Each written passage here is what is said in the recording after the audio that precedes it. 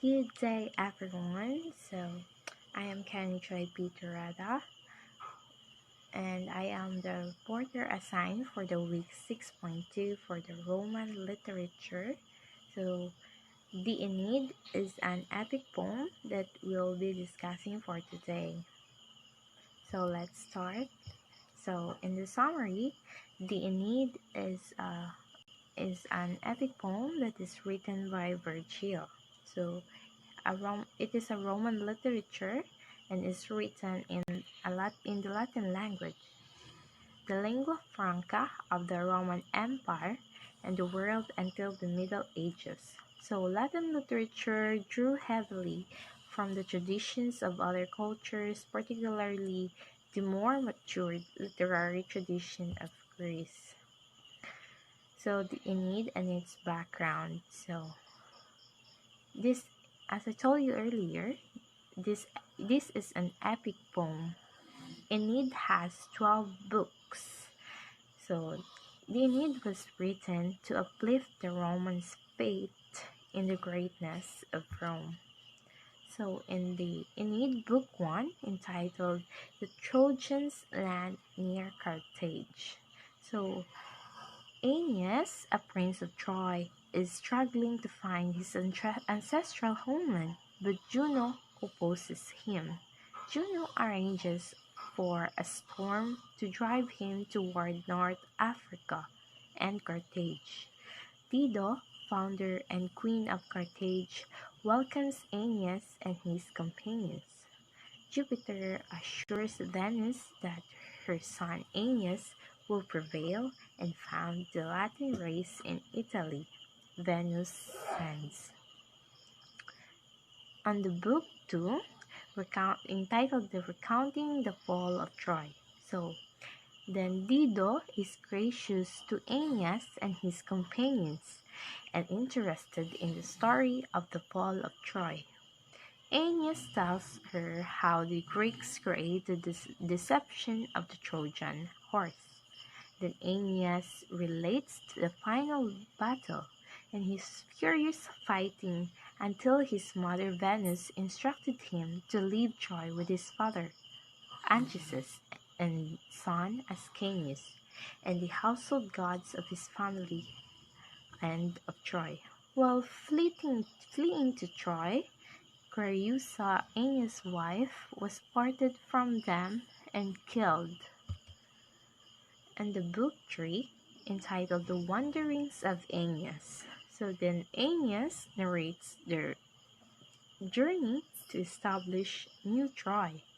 First, they want to Thrace, and then met the soul of Polydorus.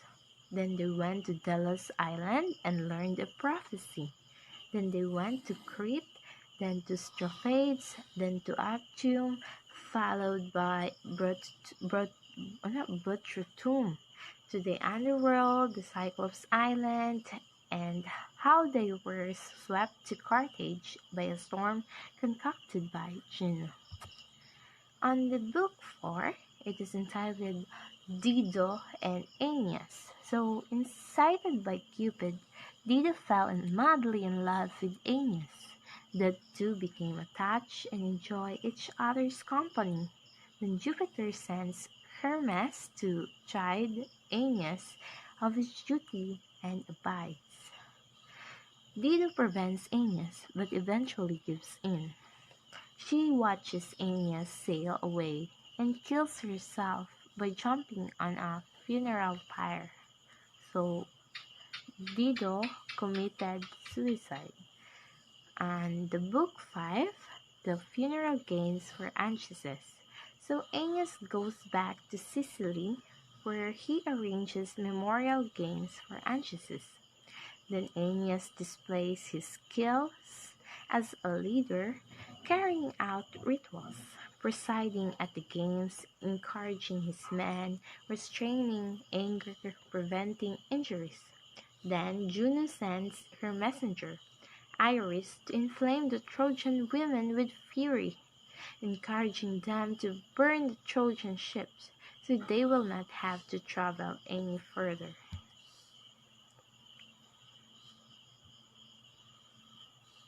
On the book 6, entitled The Lower World,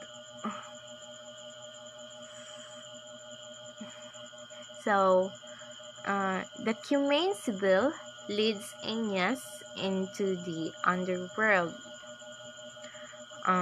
Aeneas meets the shade of Dido and her husband. He met his father Anchises in Elysium, and also he met his future wife, descendants over 12 centuries, culminating in Augustus Caesar.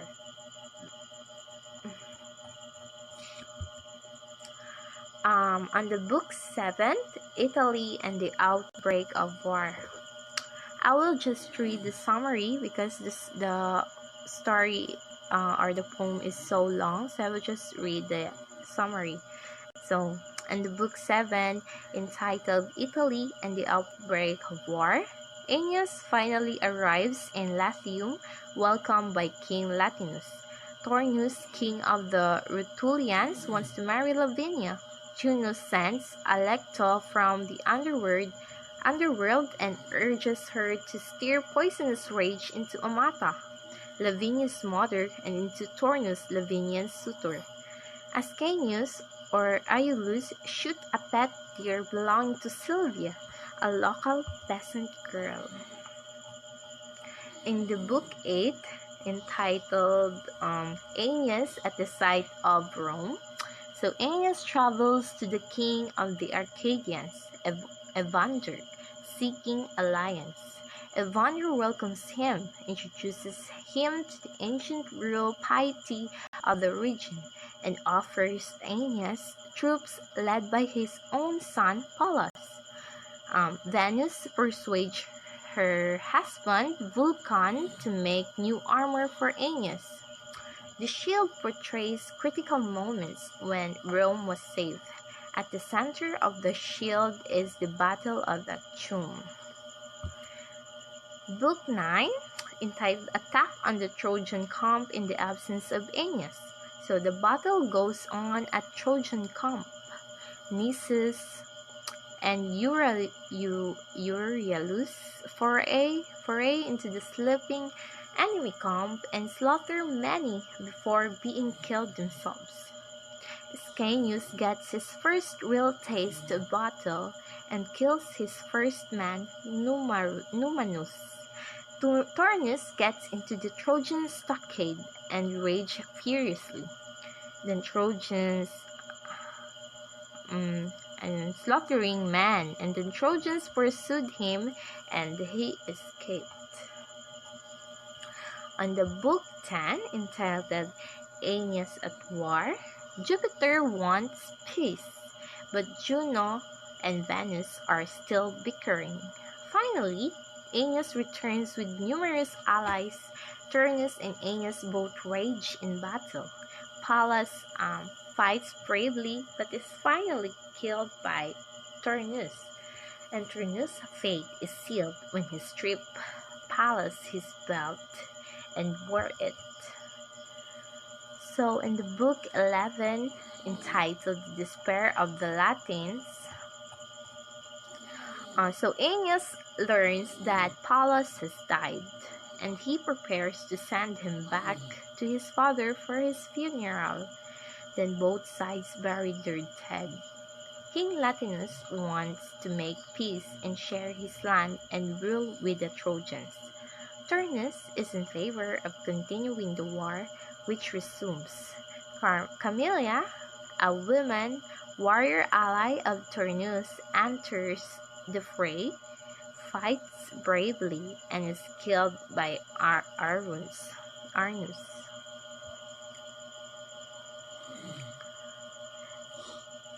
For the last book, the book 12, entitled The Final Combat. Turnus challenges Aeneas to a duel that will settle the war. Juturna, Turnus' sister, helps him fight Aeneas. Queen Amata hangs herself. Turnus tells his sister to stop interfering because fate has won, and he wants to fight Aeneas honorably before he dies. And Turnus and Aeneas begin to duel, and Jupiter holds up his scales to confirm their fates. Turnus' sword breaks. He panics and runs away, Aeneas pursuing. However, gods are still interfering. Aeneas throws his spear, wounding Turnus. Turnus begs for his life, but Aeneas sees the belt of dead Pallas on Turnus and enraged kills Turnus. And Aeneas and Lavinia were married. So the next reporter for the literary analysis and about the authors will be reported by my partner, Melcher Tungol. So that's all for my part. Thank you.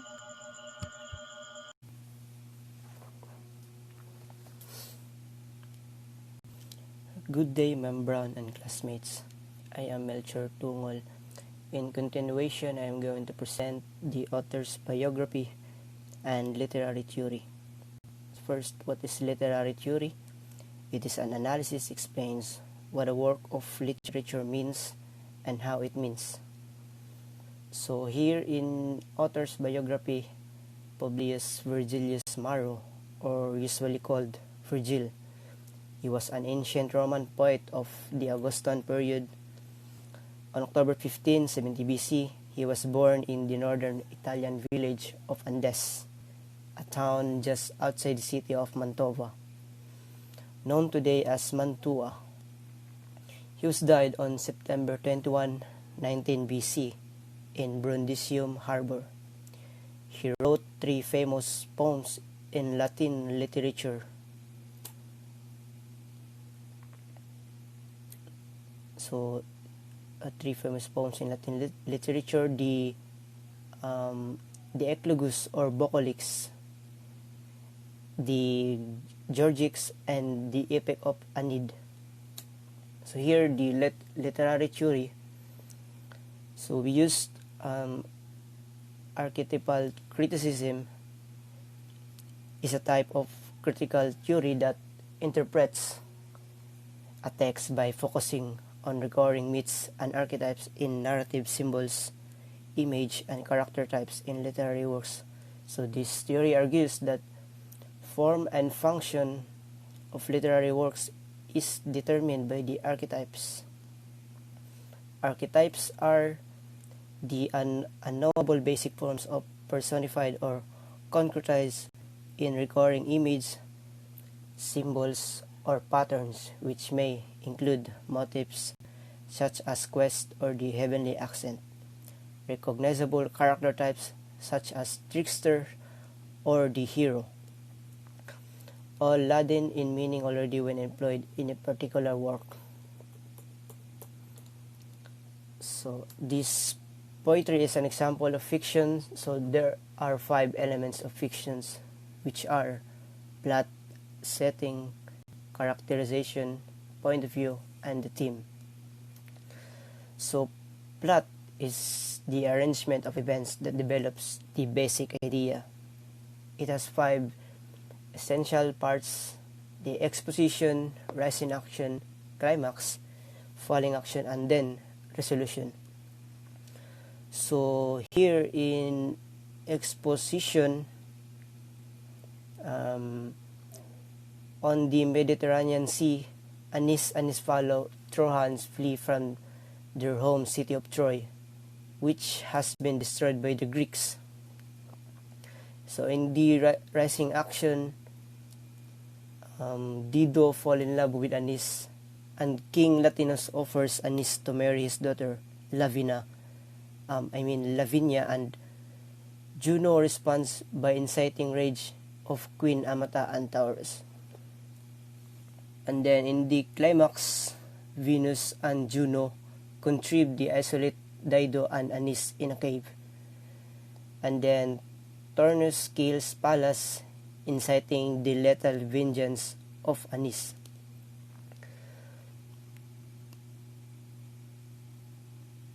So in the resolution, Anis defeats Taurus and killed him to avenge Pallas' death. So the next is major events of the narrative. So in the first part of the narrative, the problem or conflict was when King Latinus engaged Lavinia to marry Anis instead the goddess Juno, who hates the Trojans, drives Turnus mad, leads his people in a war against Anis. Now, in the middle part of crisis or climax is when Anis' mission was impeded by inciting a romance between Anis and Dido, and also when King Latinus engaged Lavinia to marry Anis instead the goddess Juno, who hates the Trojans, drives Turnus mad, and leads his people in a war against Anis.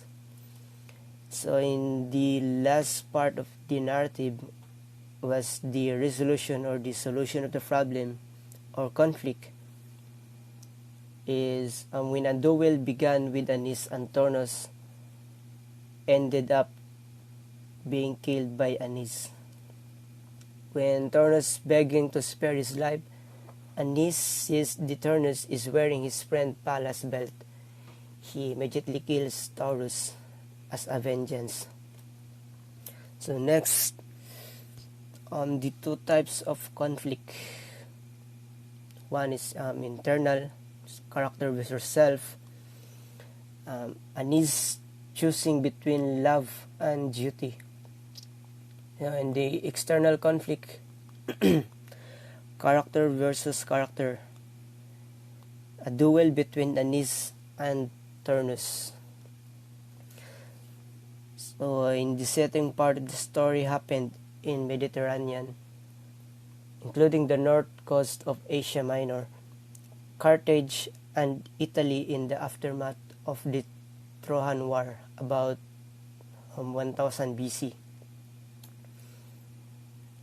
In characterization,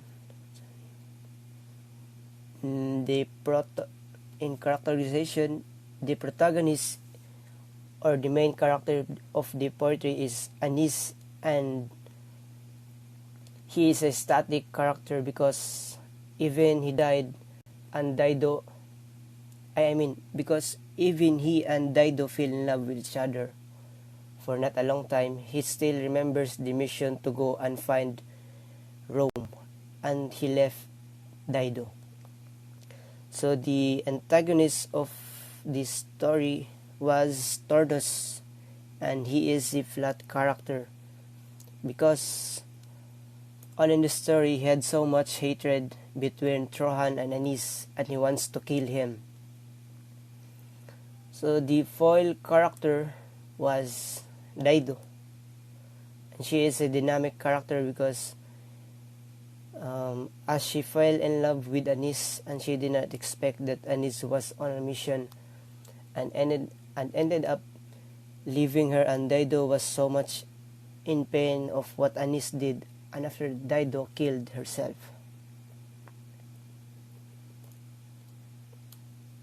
So there are variation of point of view. First, the first person point of view. The poet Virgil, although Anis himself assumes the narration in books 2 and 3, when he gives a retrospective account of his adventures. So the third person point of view, when Virgil controls the narration, the point of view includes the action of the gods as well as the human story. Anis in his storytelling does not have this access to God's perspective and relates events only from its own perspective. So in the theme, I came up with 3 themes for this poetry. One is the primacy of faith, 2, the suffering of wanderers, and the last, the glory of Rome. And that was our analysis of the poetry, and this ends of our presentation. Thank you.